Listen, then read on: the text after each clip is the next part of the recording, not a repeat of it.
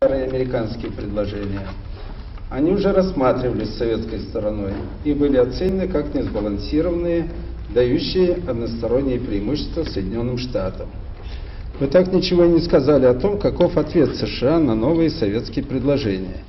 А ведь именно ответ на этот вопрос в первую очередь интересует людей перед Женевой. Mr. President, we have become acquainted with the answers which you furnished to our written questions. They basically reflect the old U.S. proposals. They have been evaluated, which have been evaluated by the Soviet side as being unbalanced and one-sided in favor of the U.S. side. And you have not answered concerning the new Soviet proposal. And this reply to the new Soviet proposal is what is of greatest interest before the meeting in Geneva.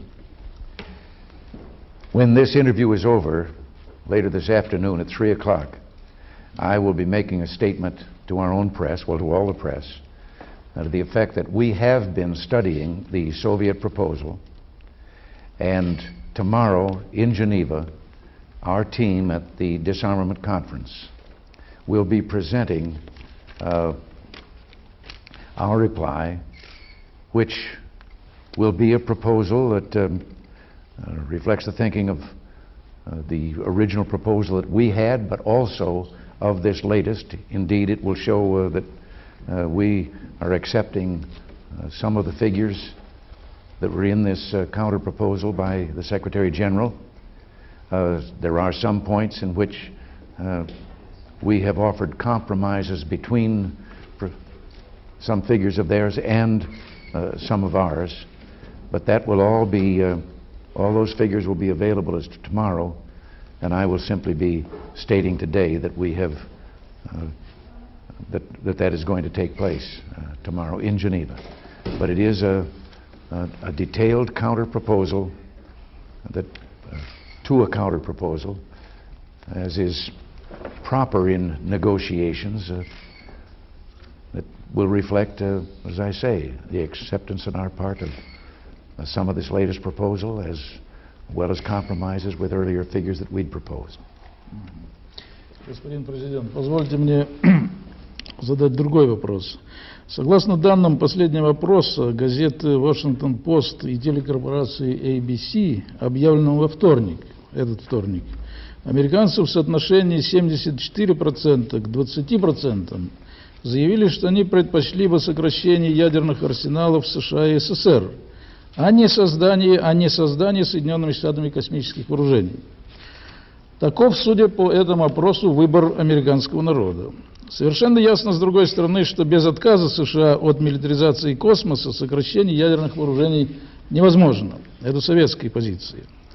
Как вы откликнетесь, господин президент, на выбор, сделанный американской общественностью и зарегистрированный этим опросом?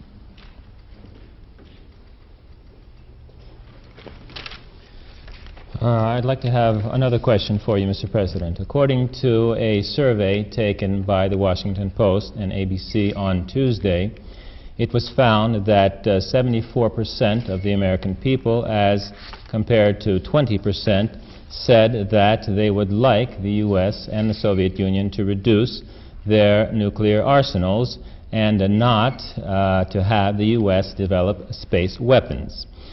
This seems to be the choice which the American people has made. It seems clear that without stopping the development of weapons in space, there can be no reduction of nuclear weapons. This is the position of the Soviet side. So how then will you react, Mr. President, to this opinion expressed by the American public? Well, for one thing, it is based on a misconception. The use of the term Star Wars came about when one political figure in America used that to describe what it is we're researching and studying, and then our press picked it up and it has been worldwide. We're not talking about Star Wars at all. We're talking about seeing if there isn't a defensive weapon that does not kill people, but that simply makes it impossible for nuclear missiles, once fired out of their silos, to reach their objective, to intercept those weapons. Now, it is also true that to show you that this is a misconception on the part of the people when you use the wrong terms, not too long ago there was a survey taken, a poll of our people, and they asked them about Star Wars. And similar to the reaction in this poll, only about 30% of the people in our country favored it, and the rest didn't. But in the same poll, they then described, as I have tried to describe, what it is we're researching. A strategic defensive shield that doesn't kill people, but that would allow us one day, all of us, to get rid of nuclear weapons. And over 90% of the American people favored our going forward with such a program. Now, this is one of the things that we will discuss. We are for, and have for several years now, been advocating a reduction in the number of nuclear weapons. It is uncivilized on the part of all of us to be sitting here with the only deterrent to war, offensive nuclear weapons, that in such numbers that both of us could threaten the other with the death and the annihilation of millions and millions of each other's people. And so that is the deterrent that is supposed to keep us from firing these missiles at each other. Wouldn't it make a lot more sense if we could find that, as there has been in history for every weapon, a defensive weapon? Weapon isn't the term to use for what we're researching. We're researching for something that could make it, as I say, virtually impossible for these missiles to reach their targets. And if we find such a thing, my proposal is that we make it available to all the world. We don't just keep it for our own advantage. Господин президент, но в данной, в реальной международной обстановке попытка создания такой космический щит вызывает подозрения у другой страны, потому что страна, создающая космический щит, получает преимущество и может нанести первый ядерный удар. Это, в общем-то, такая истина, с которой согласны многие. Опрос, о котором я говорил, американской общественности, показывает, что американцы, когда выбор встает между сокращением ядерных арсеналов или созданием космических вооружений, они предпочитают сокращение ядерных арсеналов. То есть в этом плане, как мне кажется, американцы реально оценивают ситуацию. И мне хотелось бы узнать все-таки, каким образом реагирует американское правительство на такого рода оценку американского народа.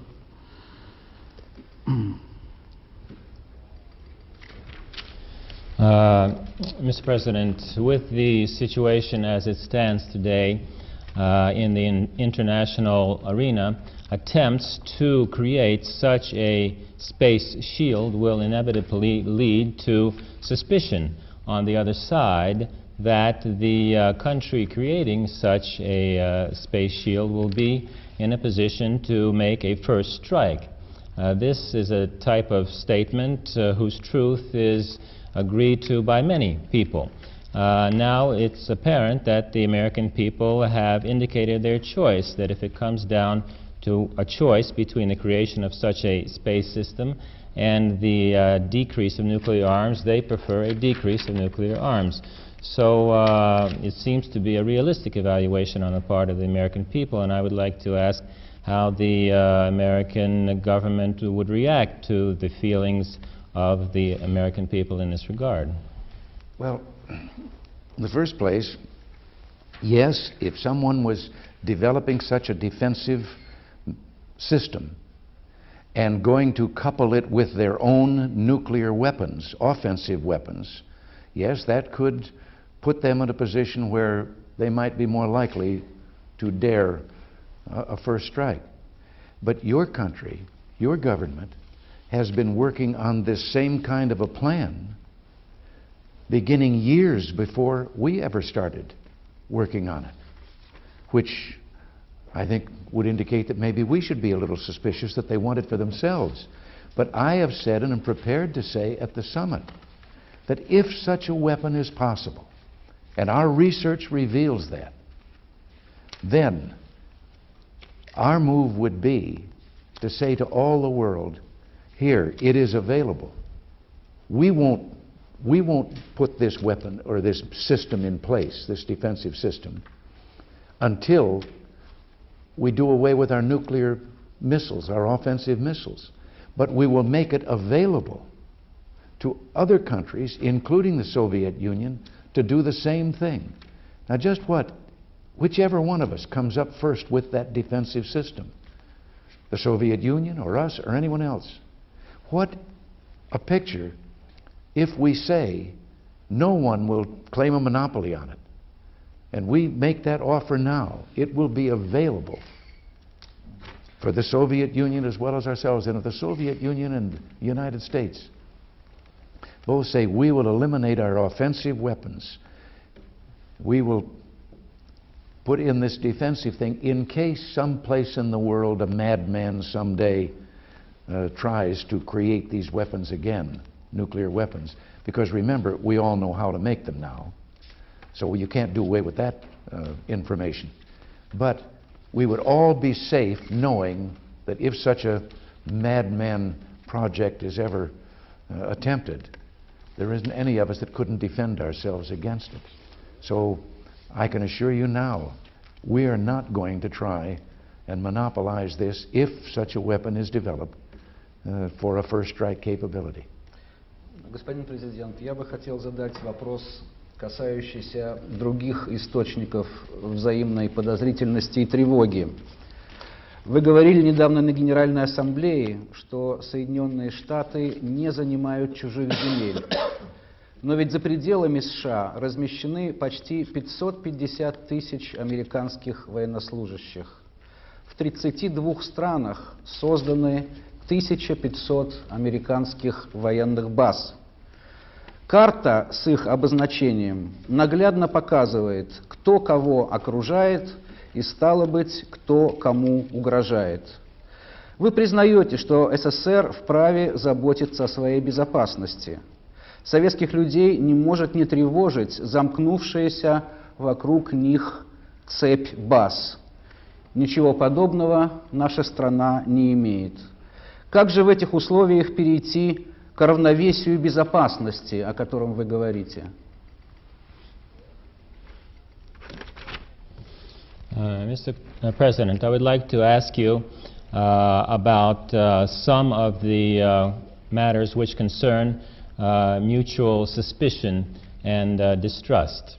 And you indicated at your speech at the United Nations that the U.S. does not does not have troops in other countries, but there are, does not, простите, вы сказали, не занимает чужих has not occupied other countries. But there are 550 military personnel outside of the territory of the United States in, I'm sorry, 550,000 troops, military personnel outside of the United States. In 32 countries, there are 1,500 military bases. So one can see in this way which country it is that has become surrounded. And you have agreed that the Soviet Union has the right to look out for the interests of its security. And it is inevitable that the Soviet Union must worry about these bases which are around it. The Soviet Union, in turn, has not done the same. So how do you, in this respect, anticipate to create this balance of security which you have spoken about? Well, I can't respond to your exact numbers there that you've given. I don't have them right at my fingertips as to what they are. But we're talking about two different things. We're talking about occupying a country with foreign troops, such as we see the Soviet Union doing in Afghanistan. And there are other places too, Angola, South Yemen, Ethiopia. Yes, we have troops in bases. The bulk of those would be in the NATO forces, the alliance in Europe along the NATO line, there in response to even superior numbers of Warsaw Pact troops that are aligned against them. And the United States, as one of the members of the alliance, contributes troops to that NATO force. The same is true in Korea, in which, at the invitation of the South Korean government, we have troops to help them there because of the demilitarized zone and the threatening nature of North Korea, which attacked them without warning. And that was not an American war, even though we provided the most of the men. That war was fought under the flag of the United Nations. The United Nations found North Korea guilty of aggression in violation of the Charter of the UN, and finally South Korea was defended and the North Koreans were defeated, but they still have maintained a sizable threatening offensive force. Other places, we have bases in the far Pacific. We've had them for many years in the Philippines. We lease those. Those are bases we rent. In fact, we even have a base that is leased on Cuba, that was there long before there was a Castro in Cuba, a naval base. But this, I think, is a far cry from occupying other countries, including the nations in the Warsaw Pact. They never were allowed the self-determination that was agreed to in the Yalta Treaty, the end of World War II. So I think my statement still goes that there is a difference in occupation and a difference in having bases where they're there in a non-combat situation, and many where they are requested by the parent country. Если будет референдум и кубинский народ попросит эвакуировать базу Гуантанамо, будет ли она эвакуирована? If there is a referendum and the Cuban people decide that the base at Guantanamo should be evacuated, would it be evacuated? No, because the lease for that was made many years ago, and it still has many years to run. And we're perfectly legal in our right to be there. It is fenced off. There is no contact with the people or the main island of Cuba at all. Господин президент, вы упомянули Афганистан. Мне хочется сказать, что в Афганистане советские войска находятся по приглашению, по просьбе афганского правительства для защиты афганской революции от вторжения зарубежных военных формирований, которые, кстати говоря, формируются и вооружаются Соединенными Штатами Америки. Вы в своей речи в ООН и в наших письменных ответах сказали о том, что Соединенные Штаты никогда не стремились навязывать свою волю силой, а лишь поощряли процесс демократизации мирным путем. Я бы хотел спросить, как совместить это заявление с большим списком применения силы Соединенными Штатами против других стран, начиная от Вьетнама, где было сброшено 7 миллионов тонн бомб, больше, чем было взорвано во время Второй мировой войны, и кончая Гренадой. Это я задаю вам вопрос не для того, чтобы ворошить старое, а просто для того, чтобы уяснить вашу позицию.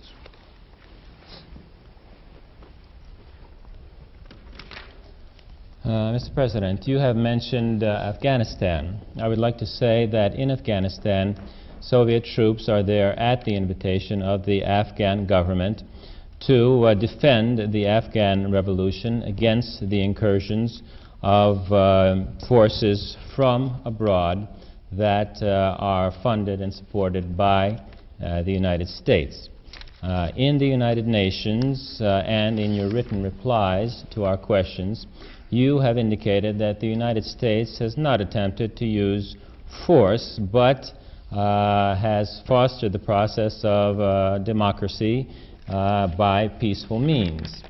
How does this reply fit in with the use of force by the United States in many countries abroad, beginning with Vietnam, where 7 million tons of weapons were dropped, 7 million tons more than were in the Second World War, and also Grenada. I ask this not to dwell on the past, but simply to clarify this issue. And it can be clarified. Yes. First of all, with regard to Afghanistan, the government, which invited the Soviet troops in, didn't have any choice, because the government was put there by the Soviet Union and put there with the force of arms to guarantee. And in fact, the man who was the head of that government is the second choice. The first one wasn't satisfactory to the Soviet Union, and they came in with armed forces and threw him out and installed their second choice, who continues to be the governor. Now, there are no outside forces fighting in there, but as a matter of fact, I think there are some things that, if they were more widely known, would shock everyone worldwide. For example, one of the weapons being used against the people of Afghanistan consists of toys, dolls, little toy trucks, things that are appealing to children. They're scattered in the air, but when the children pick them up, their hands are blown off. They are what we call booby traps. They're like landmines. This is hardly consistent with the kind of armed warfare that has occurred between nations. Vietnam, yes, when Vietnam, or let's say French Indochina, was given up as a colony, an international forum in Geneva, meeting in Geneva, established a North Vietnam and a South Vietnam. The North Vietnam was already governed by a communist group and had a government in place during the Japanese occupation of French Indochina. South Vietnam had to start and create a government. We were invited in with instructors to help them establish something they had never had before, which was a military. And our instructors went in civilian clothes. Their families went with them. And they started with a country that didn't have any military schools or things of this kind to create an armed force for the government of South Vietnam. They were harassed by terrorists from the very beginning. Finally, it was necessary to send the families home. Schools were being bombed. There was even a practice of rolling bombs down the aisles of movie theaters and killing countless people that were simply enjoying a movie. And finally, changes were made that our people were allowed to arm themselves for their own protection. And then it is true that President Kennedy sent in a unit of troops to provide protection. This grew into the War of Vietnam. At no time did the Allied force, and it was Allied, there were more in there than just American troops, at no time did we try for victory. Maybe that's what was wrong. We simply tried to maintain a demilitarized zone between North and South Vietnam. And we know the result that has occurred now. and it is all one state of Vietnam. It was conquered in violation of a treaty that was signed in Paris between North and South Vietnam. We left South Vietnam, and North Vietnam swept down, conquered the country, as I say, in violation of a treaty. But this is true of almost any of the other places that you mention. I've talked so long I've forgotten some of the other examples that you used. Grenada. What? Grenada. Grenada. We had several hundred young American medical students there. Our intelligence revealed that they were threatened as potential hostages, and the government of Grenada requested help, military help, not only from the United States, but from the other Commonwealth nations, island nations in the Caribbean, from Jamaica, from Dominica, from the number of these others. They, in turn, relayed the request to us because they did not have armed forces in sufficient strength. And yes, we landed. And we found warehouses filled with weapons, and they were of Soviet manufacture. We found hundreds of Cubans there. There was a brief engagement. We freed the island, and in a very short time, our troops came home after rescuing our students, rescuing the island. There are no American troops there now. Grenada has set up a democracy and is ruling itself by virtue of an election that was held shortly thereafter among the people, and in which we played no part. And there is the contrast. The Soviet troops have been in Afghanistan for 6 years now, fighting all that time. We did what we were asked to do, the request of the government of Grenada, and came home. Господин президент, наши отношения в области противоракетной обороны базирования. Однако некоторые представители вашей администрации ныне утверждают, что этот договор разрешает и создание, и испытание, и развертывание космических противоракетных средств. Такое произвольное толкование вряд ли может способствовать договоренности. Какова действительная позиция администрации США в отношении договора по ПРО? Намерена она его соблюдать или нет? Ведь от этого во многом будет зависеть исход вашей встречи с Горбачевым.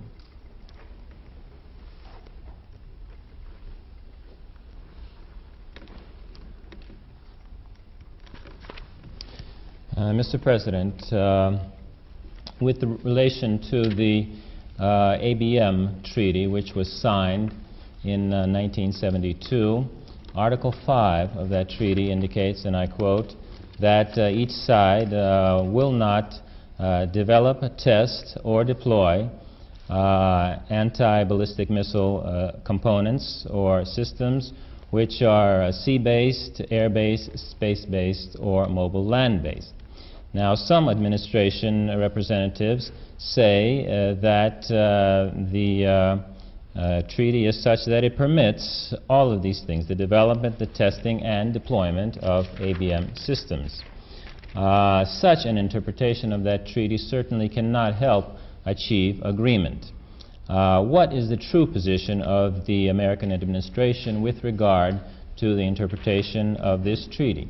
Will the U.S. abide by the treaty or not? And certainly the results of your meeting with General Secretary Gorbachev will depend a great deal on that fact. There are two varying interpretations of the treaty. There is an additional clause in the treaty that would seem to be more liberal than that paragraph 5, or clause 5. On the other hand, we have made it plain that we are going to stay within a strict definition of the treaty. And what we are doing with regard to research, and that would include testing, is within the treaty. Now, with regard to deployment, as I said earlier, no.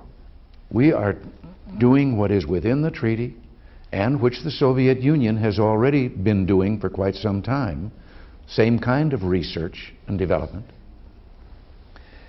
But when it comes to deployment, I don't know what the Soviet Union was going to do when and if their research developed such a weapon, or still if it does. But I do know what we're going to do, and I have stated it already.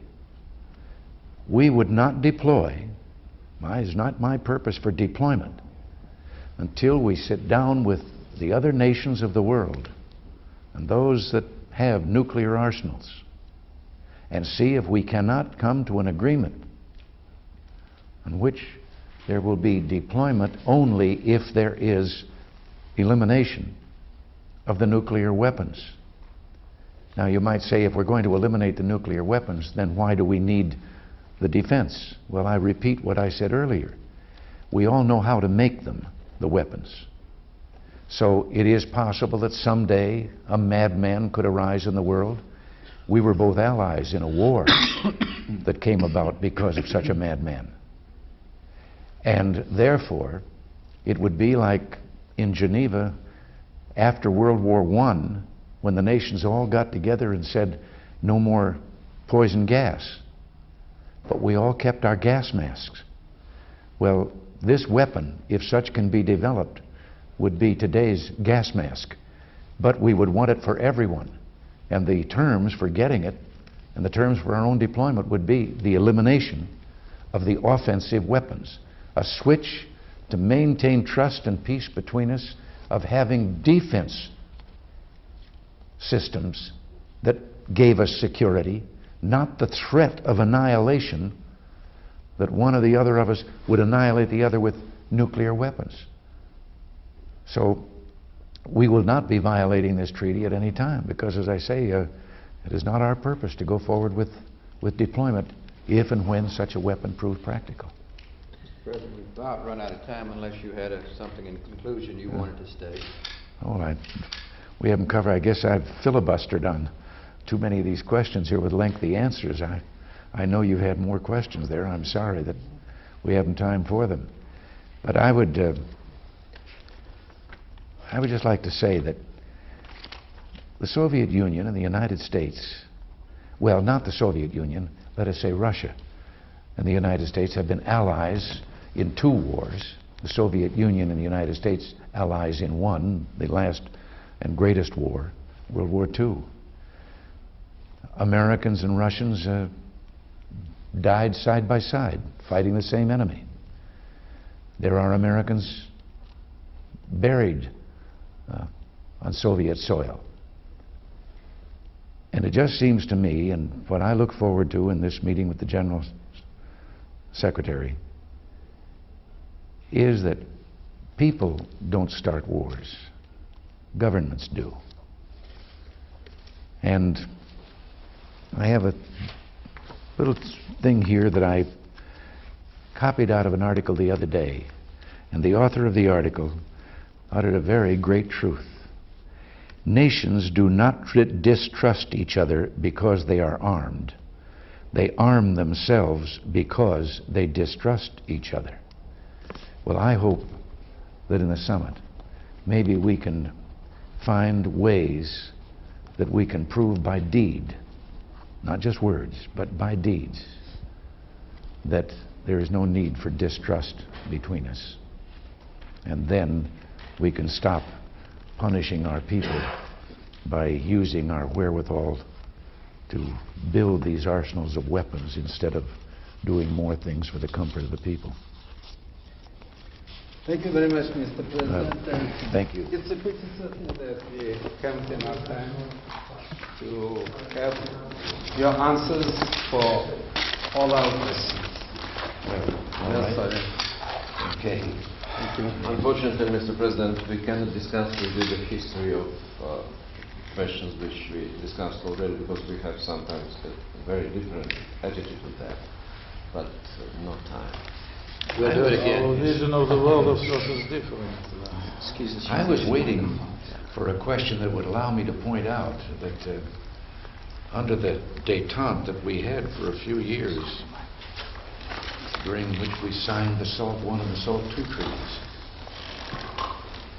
the Soviet Union added over 7,000 warheads to its arsenal, and we have fewer than we had in 1969. And 3,800 of those were added to the arsenal after the signing of SALT II. So, But Still you have more warheads. no, we don't. Yes, No, you we have. don't. About Mr. 12,000. President, you know, it's an interesting phenomenon because in '79, after 7 years of very severe, how to say it, the researching in OSV, SALT II, the President Carter and the other specialists told that there was a parity in strategic and military. And then you came to the power and you said suddenly that the Soviet Union is much ahead. Then recently in September you said almost the same, though the Joint Chiefs of Staffs told this year that there is a parity. What is the contradiction? No, there really isn't. Somebody might say that with the sense of that we have sufficient for a deterrent. That in other words, we would have enough to make it uncomfortable if someone attacked us.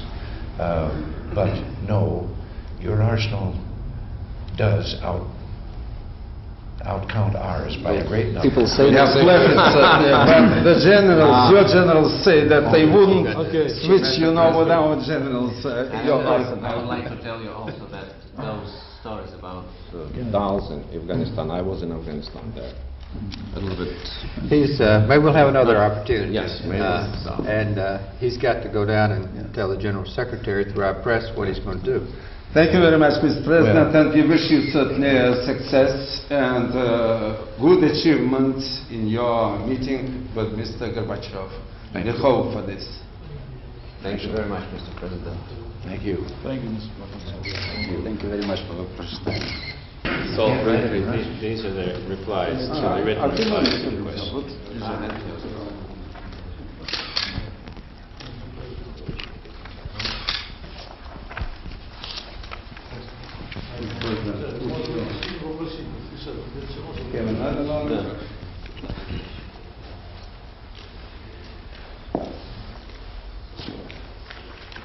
Thank you very much.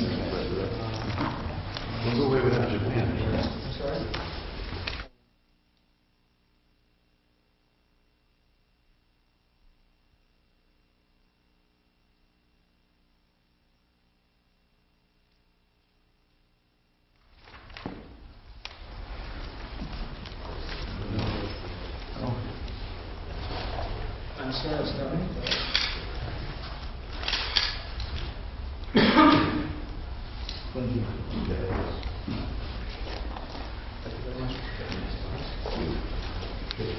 Well, thank you. Okay, my pleasure. I still don't understand how you all do it. Try.